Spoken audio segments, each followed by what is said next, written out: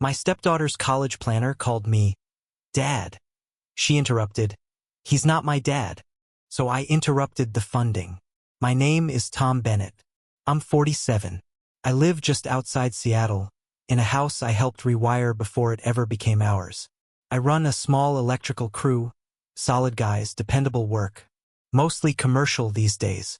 New panels, rewiring for modern code, occasional hospital or school contract. Work that leaves your hands dry and your back cracked but pays the mortgage on time. Not glamorous, but it's mine. 5 years ago, I married Linda. Met her at a fundraiser for her school.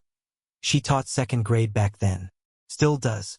She was standing near a raffle basket, wearing this faded green cardigan, holding a glass of boxed wine like it was fine crystal. She laughed at one of my stupid construction jokes, and for a second I thought maybe she had a daughter, Jess, 15 at the time.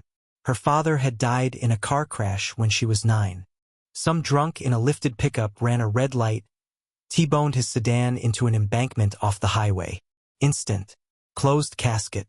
The kind of death that calcifies a memory. It freezes a man in his prime, makes him immortal in grief. That's what I inherited. A house with a ghost, a girl without a compass, and a woman who held her breath every time the phone rang late. I came in knowing the rules. I wasn't here to replace him. That was made clear without ever being said. His pictures stayed on the mantel. His letters tucked in drawers Jess wasn't supposed to touch but did. On Father's Day, Linda took her out for ice cream, just the two of them, to keep the tradition alive. I stayed back, mowed the lawn, didn't ask questions. I figured fine. I wasn't here to wear his shoes. I had my own boots, but I showed up. I kept showing up. Every pickup line outside school, rain or shine, every ER visit. I sat through ballet recitals, even after she quit halfway through the season. I paid for her braces, her car insurance, her first guitar which she never learned to play. I was the one who stood by the door when she came home crying from prom. Never asked who made her cry. Just opened the freezer, handed her ice cream, and turned on a dumb movie so she didn't have to explain herself. And for a long time I thought that counted for something. She called me Tom. Never Dad. Not even once. At first that stung. Then it just became part of the air. Like the hum of a refrigerator, you don't hear it after a while, but it never shuts off. Linda used to say, she'll come around. Teenagers are moody. But years passed and Jess didn't come around. She circled, orbiting the house like a moon around someone else's planet. She wasn't cruel. Not exactly. Just distant. Calculated. Her love came with conditions and I never passed the test. Her affection was doled out in rations. A laugh if I bought the right snack. A smile if I fixed her Wi-Fi. And when I wasn't needed, I was invisible. But I kept showing up. It was the college intake appointment that undid me. The kind of day you build up to, calendar circled, a milestone. Linda took the day off work. I did too. Jess even seemed excited, had her laptop covered in stickers, questions written out. She'd gotten into a state university 2 hours south. Decent school. Competitive. I'd already paid the enrollment fee. Quietly, like I always did. We sat in a sunlit office with laminate furniture and a bowl of peppermints. The advisor was young, maybe 30, and energetic in that rehearsed way.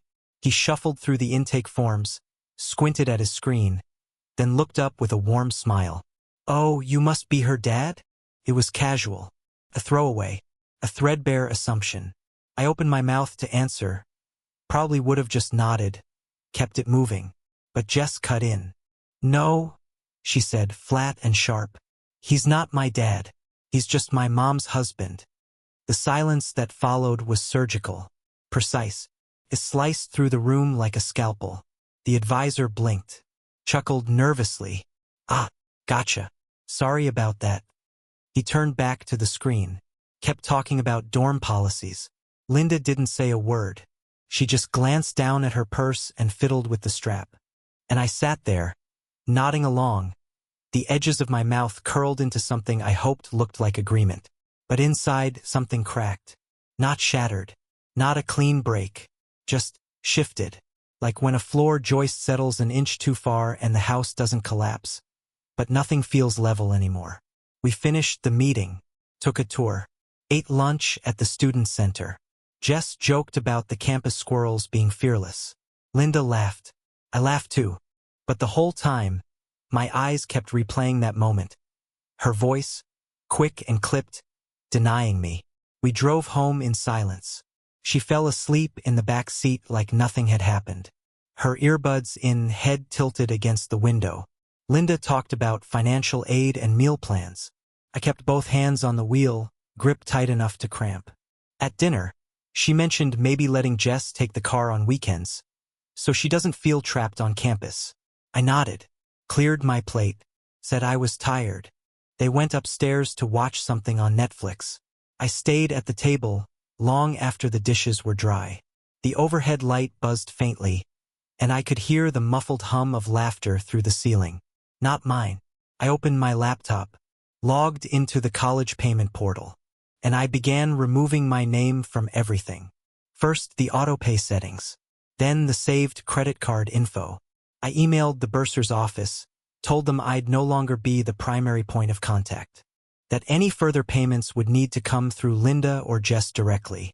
Next, the dental office. Called and told them Jess's coverage under my plan was over. Explained politely. They said they understood. Then I logged into my insurance dashboard. Took her off the car policy. Her premiums were going up. I saw that instantly. Teenage driver, solo plan, no multi-vehicle discount. It would sting. But I didn't flinch. I pulled up the shared grocery app. Removed my card. Then I sat back, staring at the glow of the screen in the dark kitchen. The silence around me didn't feel peaceful. Felt like retreat. I wasn't angry. Not in the loud way. No yelling. No slam doors. Just the stillness of a man who's finally taken the hint. Who's realized that effort without acknowledgement becomes servitude. That showing up, over and over, without being seen, that's not parenting. That's martyrdom. She interrupted, so I did too. She interrupted the story I'd been telling myself all these years. That love would be enough. That showing up meant something. That a man could build a family out of patience and drywall and quiet devotion. She interrupted, denied, reduced. So I did too. I stepped out of the frame. Not to punish. Not to retaliate. But to see what they do without the background noise of my sacrifice. And maybe, just maybe, to remind them that even shadows disappear when the light shifts. I thought the hard part would be the decision itself. Pulling my name off the accounts, stepping back from the quiet chain of responsibilities I'd carried for half a decade. But it wasn't. The hard part was the morning after, when everything looked the same. Same kitchen light flickering faintly above the sink. Same smell of Linda's shampoo drifting down the stairs. Same cereal box left open on the counter because Jess never bothered to seal it. The house didn't know anything had changed. Only I did. I left early for work. Didn't wait for breakfast. Didn't listen for footsteps above me. The drive felt different, quieter, somehow thinner. The world outside my windshield looked washed out, as if someone had drained a layer of color and left me with outlines. My crew noticed it the moment I stepped onto the site. "Rough night?" my foreman, Matt, asked, handing me a coffee. "Just tired," I said. That was true, but not in the way he meant. All day I worked steady and silent, wiring junction boxes, stripping copper, keeping my mind busy with anything that wasn't the sound of Jess's voice cutting me down in that office. But every so often it rose again, sharp, accurate, surgical. "He's not my dad." And each time, something inside me tightened like a knot pulling itself closed. I came home late. Linda was on the couch, grading papers with a mug of tea going cold beside her. Jess wasn't downstairs, but I could hear the faint bass thumping through her bedroom door. "Long day?" Linda asked. "Same as usual." She looked at me a moment too long, like she knew something was off, but didn't want to ask. That was her way. Avoid the questions that might lead to truths she wasn't ready to face. Dinner was leftover pasta. We ate quietly, the kind of quiet that feels staged, like everyone's waiting for someone else to drop a line. Jess didn't join us. Linda didn't call her down. I didn't ask. Later, when the house settled, I heard them talking upstairs. Softly, muttered laughter, the clatter of nail polish bottles. I sat alone at the table, listening to the echoes of a home I helped build but never fully belonged to. The next morning, the first crack appeared. Jess came down the stairs holding her phone, frowning. "Mom, the dental office emailed. Something about needing a new payment method? I don't know what that's about." Linda blinked. "Really? That's strange." "Tom, do you know?" I rinsed my coffee mug without turning. "Yeah, I changed that." Jess scoffed. "Okay, why?" "Because I'm not responsible for it anymore." She stared at me, incredulous, as though I'd spoken in another language. "Since when?" "Since you made it clear I'm not your dad." Her mouth fell open, then snapped shut. She asterisked a glance at Linda, the same look she used to give her mother in grocery stores when she wanted something and didn't want to ask me. She hoped Linda would step in. So did I. But Linda only swallowed and said, "We'll sort it out." It didn't end there. First the dental bill. Then the college email. A polite notification that the tuition autopay cycle had been interrupted. Then the insurance company notifying her of the premium increase. Triple. Maybe more. Jess confronted me again 2 days later. This time in the kitchen, cheeks flushed, voice trembling with that specific teenage outrage that comes from the collision of entitlement and fear. "You canceled everything? Seriously? Over one comment?" "One truth," I corrected. "Not a comment." Linda came in behind her. I could feel her bracing for impact. Jess threw her arms in the air. "This is insane. You don't get to just pull out because you're mad." I folded the newspaper slowly. "I'm not mad. I'm done. There's a difference." "You can't be serious." "I am. You said I wasn't your dad. So that means I shouldn't be doing the things dads do, paying tuition, covering your bills, carrying the weight." Linda placed a hand on Jess's shoulder. "Sweetheart, maybe we should talk." "No," Jess snapped. "This is ridiculous. He can't just." But I stood up, and the words died on her tongue. Maybe she saw something in my face. Not anger, but finality. A man closing a door he'd held open too long. "It's your choice," I said. "You wanted distance. Now you have it." She stormed upstairs, slammed the door hard enough to shake the wall frames. Linda looked at me, eyes wide, like I'd become a man she didn't fully recognize. "Tom, don't you think this is harsh?" I let out a long breath. "I think living under the same roof with someone you expect everything from and respect nothing about is harsh." She didn't answer. That night, I lay awake staring at the dark ceiling, listening to the muffled rumble of Jess crying into her pillow. It wasn't triumph I felt, not satisfaction, just a weary ache settling into the place where hope used to sit. The next day, consequences arrived like clockwork. Jess needed a dental appointment, couldn't book it. Needed to register for spring classes. Account on hold. Needed gas money, her card declined at the pump. Each failure brought a fresh surge of frustration. Each frustration brought a new argument, and each argument pushed her further toward the truth she didn't want to learn. Responsibility doesn't vanish when you deny the man who carries it. 3 days in, the silence in the house shifted. It wasn't defiant anymore. It was fragile, hesitant. Every footstep seemed cautious. Every door closed gently. I'd eaten alone long before, but now the empty chair beside me felt like a verdict. A reminder of everything I'd given and everything they'd taken for granted. By the end of the week, Linda came home with worry carved into every line of her face. "Jess needs to talk to you," she said quietly, passing me her phone. She texted from school. On the screen was the message. "I'm sorry. Can we talk? Please?" 3 words. Soft, uneven, not respect, not yet, but the beginning of a collision between pride and reality. We met that evening at the diner we used to visit after rough school days. Pancakes, extra syrup, the kind of place where problems felt small because the plates were big. She sat across from me now, older, exhausted. No makeup, no armor. "I've been picking up shifts," she said, voice thin. At the coffee shop. I'm trying. But everything's hitting at once. Tuition. Car stuff. Bills. I didn't realize how much you were. Her voice cracked. How much you were covering. I didn't let the moment soften me. Not entirely. But I didn't harden against it either.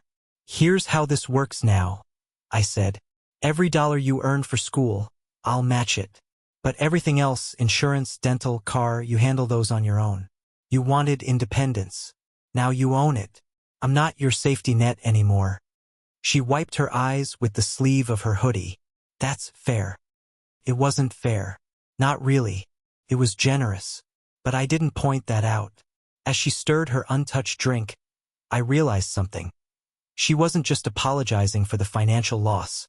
She was confronting the loss of something she hadn't noticed until it was gone. My presence. My consistency. The quiet labor behind her life. And in that moment I understood something too. Silence had been my reminder. My final one. The bills spoke louder than I ever could. The silence didn't vanish. It morphed. From defiance to discomfort. From dismissal to distance. Jess stopped slamming doors. She started knocking. She no longer walked past me like a shadow. Now she paused. Not long, not meaningfully, but enough to notice that I was in the room. It was as if the house had reset its gravity, and suddenly, she felt it. But a shift in atmosphere is not the same as apology. 2 weeks passed after the diner talk. Jess picked up more shifts. I saw the schedule pinned on the fridge. Closing on Fridays, opening Saturdays. She started paying for her own gas. Made a dental appointment on her own. When the bill came in, she paid it late, but she paid it. I matched her college earnings dollar for dollar, like I said I would. No more, no less. We didn't talk about it. We just exchanged envelopes. Like business partners with a shared but limited contract. It was working, sort of. But it hadn't been addressed, not really. The air was clearer, but the rot hadn't been named. Until the Saturday she broke. It was raining. Heavy, diagonal rain that turned the driveway into a shallow river. I was in the garage fixing the trim on the shed door. More habit than necessity. Jess pulled in hard, tires kicking up water, and stormed inside. I barely had time to put down the drill before the back door opened again, and she was there. Socks soaked. Face flushed. Eyes sharp. You canceled my student health coverage too? I stood slowly, wiped my hands on a rag. No. I just told them I wasn't the primary anymore. So that's a yes. I didn't answer. Not because I didn't have one, but because I wanted her to sit with the truth she already knew. She shook her head, exasperated. This is punishment. You're trying to teach me some moral lesson or whatever. I met her eyes. No. I'm reminding you that words mean things. You called me a placeholder. I listened. That's not what I meant. But it's what you said. And the thing about saying something in front of witnesses, in an office with paperwork in hand, is that it becomes real. You stripped me of the role I played for 5 years. I'm simply honoring your request. She fell silent. For the first time in a while, she looked like she didn't know what to say. Linda must have heard the voices because she came in from the hallway, drying her hands with a dish towel. What's going on? Jess turned to her. Did you know he canceled everything? Even the health coverage? Linda looked at me, not with surprise, with hesitation. I knew he made changes, but I didn't know how far. Jess groaned. God. So you're just letting him do this? And there it was. The moment I'd waited for. I stepped forward. My voice low, steady, but undeniable. Letting me? Jess, this isn't about permission. This is about boundaries. You drew yours in permanent ink. You told me, clearly, that I wasn't family. That I was a bystander. And you said it in a room that mattered, during a moment that was supposed to be sacred. You took my place from the table. So I stopped bringing meals. Linda opened her mouth, then closed it. She sat on the edge of a stool, fingers clutching the counter like it might hold her upright. Jess swallowed. So that's it? You're just walking away? No, I'm walking back. There's a difference. I didn't leave. I just stopped carrying what wasn't mine. The room went silent. heavy with the weight of what had been unspoken for too long. And then Jess sat. That was the real shift. Not the apology, not the phone calls, not the tears. Sitting meant surrender. Sitting meant listening. I didn't mean to say it like that, she said. In that meeting, I don't know. Panicked. Felt weird. He called you my dad, and I didn't want to lie. I nodded. Then don't call me anything. But don't expect me to live a title I was never allowed to have. She blinked fast. I know you did a lot. I guess I didn't realize how much. That's how you know it was love, I said. You didn't notice it was happening until it stopped. Linda stood slowly. Her voice was softer than I'd heard in weeks. We've taken you for granted. No, I said. You stayed silent while she did. That's not the same thing, it's worse. Linda winced like I'd slapped her. Tom, do you know how many times I needed you to speak up? I asked. Not to defend me, just to acknowledge me. A word, a glance, anything. Every time she cut me down, you smiled and said nothing. That's what stuck. Not the disrespect, the silence that followed it. She looked down. Jess didn't. Jess stared right at me. I'm sorry, she said. Not just for the meeting. For everything. For making you feel like you were always temporary. You weren't. I couldn't say it. Because if I said it, then I had to admit he was really gone. Her voice cracked. That last sentence broke something real. I walked to the sink. Ran the water. Let it fill the silence. Then I turned. Here's the deal, I said again. The same one I offered before. You work, I match. But you handle your own bills. You earn your independence. That's the only way you'll learn the value of what you had and what you lost. She nodded. No argument. No conditions. Linda watched us, eyes glistening. Thank you, she whispered. I'm not doing this for you, I said. You stood still when you should have stood beside me. I don't forget that. She nodded, slowly, accepting it. Maybe for the first time in years, she saw the man she'd asked too much of without asking at all. The next morning, Jess left early for work. She packed her own lunch, left a note on the counter, a scribbled list of hours, shifts, class times. No hearts, no love you. Just, in case anyone needs to know where I am. That was enough. 2 days later, she asked how to check the air pressure in her tires.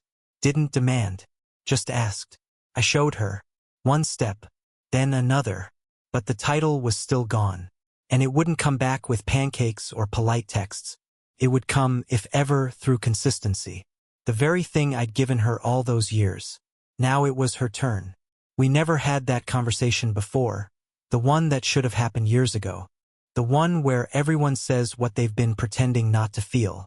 But once we had it, once the truth was dragged into the kitchen and made to sit down, the house finally breathed again. Still fractured. Still quiet. But honest at last. I never kept score. Not when I signed the check for her first car.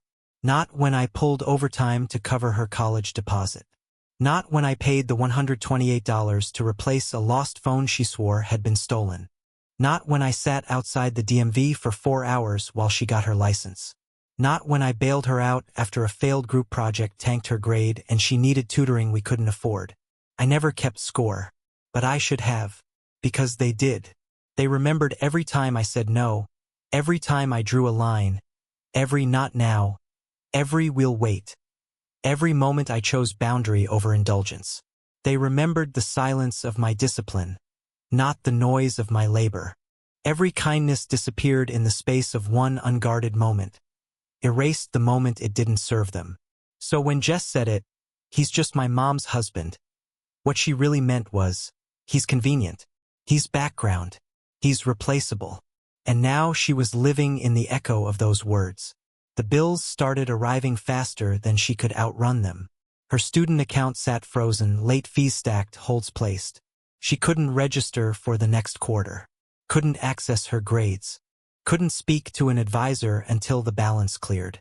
Her car insurance, once bundled under my policy, had skyrocketed, now split across monthly payments she hadn't budgeted for. She was late twice. The third time, they dropped her. No coverage. Just like that. She came to me then. Soft-knuckled knocks on the frame of my office door. Not dramatic. Not weepy. Just tired. "I don't think I can do this," she said. I looked up from my ledger, the same one I'd used for years to track every dime of this household's balance sheet. Do what? This. All of it. The working, the bills, the pressure. I'm trying to stay ahead, but... She exhaled sharply. "Every time I fix one thing, two more fall apart." I nodded. "Welcome to adulthood. I didn't realize how much you were covering," she said, eyes low. "No one does," I replied. "Until it stops." There was no triumph in saying it. Just truth. She sat at the edge of the couch like a tenant, not a daughter. "I get it now. Why you stopped. Why it hurt." I set the ledger down. "It didn't just hurt, Jess.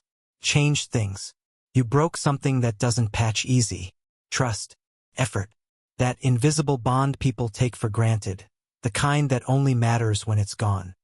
"I didn't mean to," she whispered. "I know. But I still did it." "You did." She swallowed. Hard. "So what now?" I paused. Not for drama. Just to weigh the balance.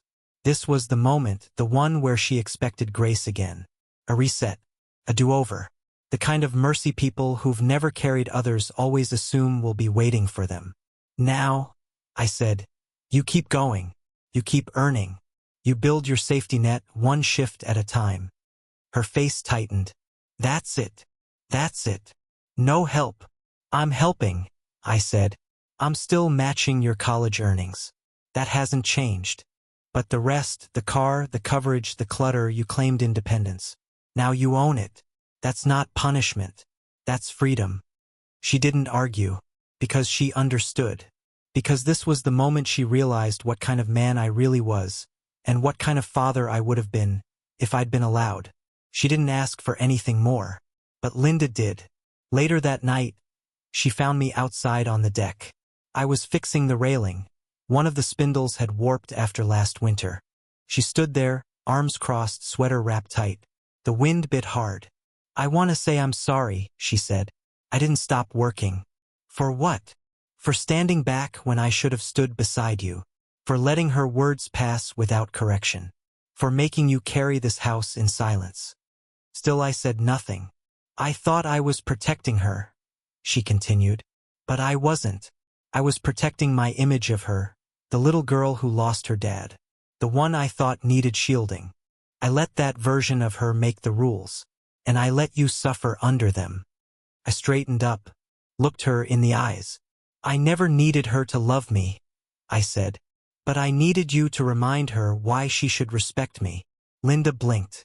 A tear slipped past her defenses. "You're right. And that mattered more than I expected. Not because it fixed anything, but because it named it. Because for the first time since we'd built this life together." She saw the price tag that hung from my silence. She saw that love, when quiet, can still be crucified. That labor, when invisible, still bleeds. That night we talked. For hours. About the years that had passed, the ones we'd spent playing house inside a cracked frame.